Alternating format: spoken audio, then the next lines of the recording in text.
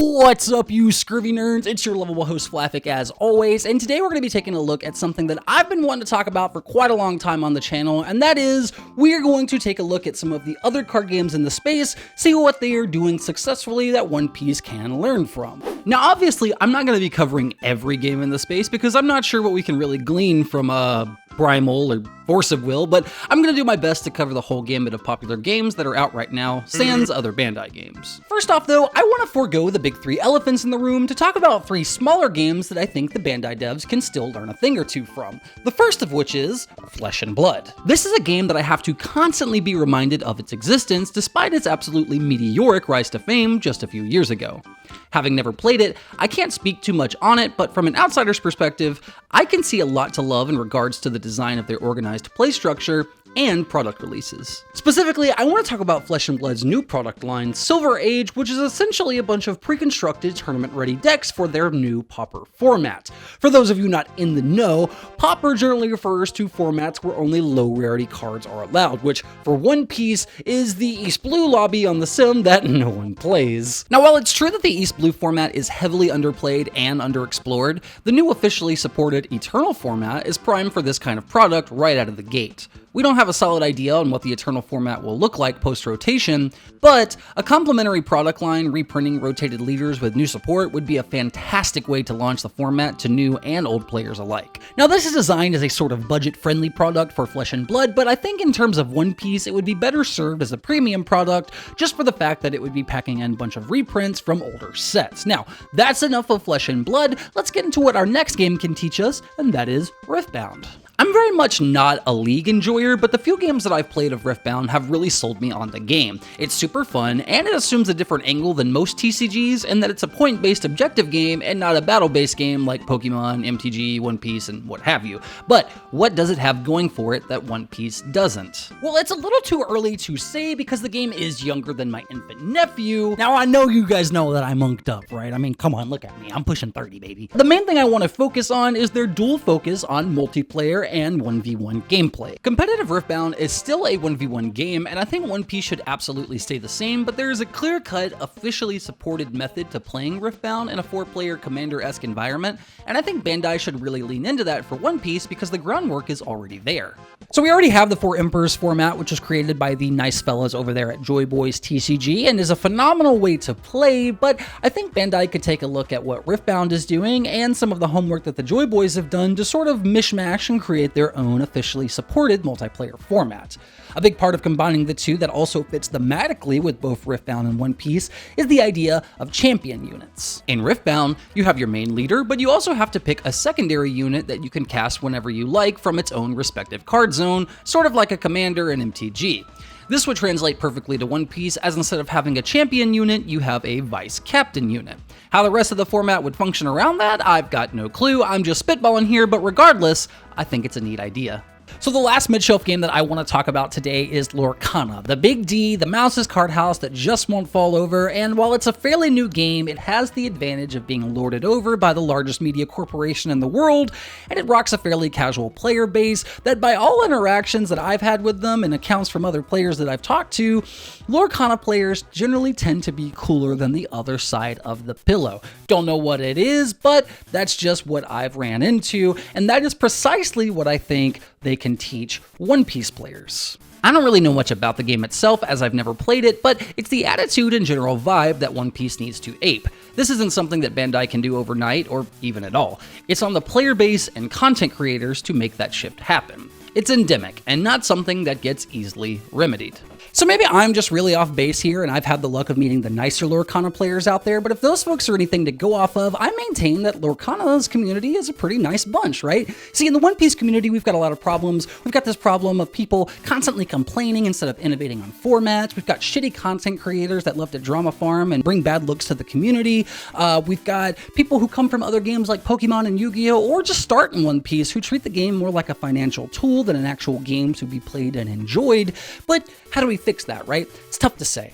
It's really tough to say. Addressing it as I've done here, I think, is a good start, but it's on all of us to do our part in changing the conversations from negative Nancy Doomers to people that actually enjoy the game and their community that they've come to play with. But that's enough of me about those bottom feeders. It's time to talk about the big dog, starting off with the dog that I've spent the least amount of time with out of the three, Yugioh. Yugioh is a game that has seen a lot of changes in its decades of life, but the thing I think One Piece could learn the most from Yugioh is how to create ban lists. So that's not to say that Yugioh has never had a bad or poorly received ban list, because trust me, they have had more than plenty, but it's more so about the urgency and frequency and sort of decision making that goes into them that I'm talking about, right? You know, a lot of players, they don't want to see a new ban list every other week, and I'm one of them, right? Like, I don't want to see hella ban lists constantly, once every month, blah, blah, blah, blah, blah. But I do think that Bandai could use a little bit more sense of urgency when they make their ban lists, and maybe put a little more thought into how they're going to make them. I think a lot of folks are feeling the effects of that right now with all the hysterical moping that's been going on surrounding OP13, and it's something that I felt in the past with prior formats. Bandai has a habit of dropping new bans a little too late after the damage has been done already, and in the most recent list's case, the lists aren't even always very effective or sensible. This could be remedied if we had just a teensy bit more frequency when it comes to dropping ban lists, but it's also something that you don't want Bandai to get too carried away with, so it's a pretty thin line to walk. That's enough about Yu-Gi-Oh though, let's segue to a more child-friendly affair. Pokemon is the game that I've spent the most time playing competitively, and it's something that's very near and dear to my heart, as it was my gateway to all of this, really. That being said, it's a damn shame to see where it's at today, but I'm not going to predicate on the negatives. We're going to be talking about what positive things that these games can teach us. The big things that stand out to me are tournament coverage and best of 3 events. Pokemon for many years was just like One Piece in that it was a best of 1 game, but when they made the switch to best of 3, the entire game changed. Now, whether that was a good or a bad thing is hard to say. I can't say personally because I haven't touched the stuff since 2019. However, I think the willingness to experiment is a good thing.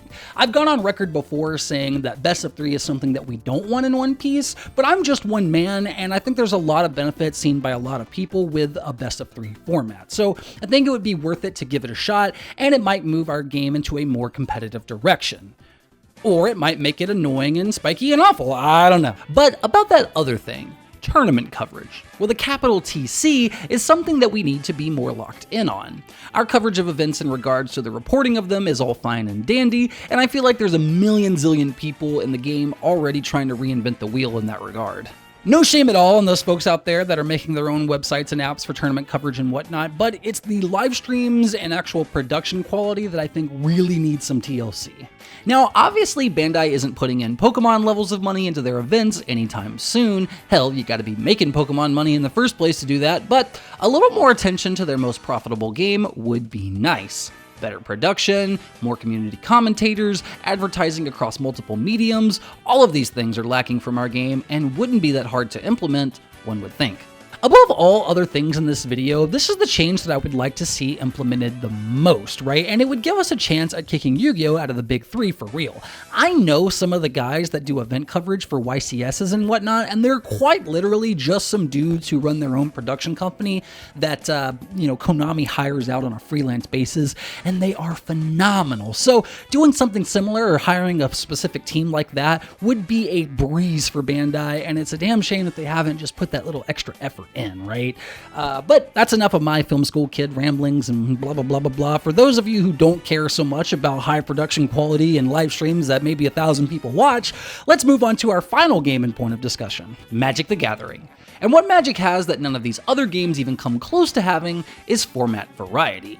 Sure, nowadays Yu-Gi-Oh! And Pokemon have both branched out in official and fan-made varieties with things like Edison format and GLC, but neither of those games even begin to hold a candle to the sheer amount of ways to play Magic the Gathering. Just taking account of a few that we've got: Standard, Pioneer, Modern, Legacy, Vintage, Pauper, Commander, CEDH, Draft, Canlander, the list goes on and on. So with Magic, your ways to play are only limited by how far your creativity takes you, but it's not just that, right? It's the fact that Wizards actually officially supports a lot of these formats, and the fact that these formats have their own individual communities that I think Bandai should really be taking notes on. How format variety can be implemented into a game like One Piece is sort of a tough nut to crack, because at the end of the day, Bandai hasn't been making this game for over 30 years, like Wizards has with Magic, so there's a lot of catching up to do. But in the meantime, I encourage everyone who's interested in alternative ways to play like this to experiment in their own time. Play some Four Emperors, do an off-meta tournament with your friends, maybe a sealed starter deck event, something like that. Whatever you want to do it, because the more people that are playing in their own circles and sharing it with the world, the more likely it is that Bandai will see that, and the more likely it is that we might have some official support for these alternative formats in the future. But that is it from me today. If you enjoyed it, sound off in the comments. I would love to hear some ideas, maybe some stuff from games I didn't mention today too. As always, this has been your host Flaffit. Be sure to like and subscribe, and we'll catch you next time with some more cardboard pirate action right here on Flaffic's Fleet TCG.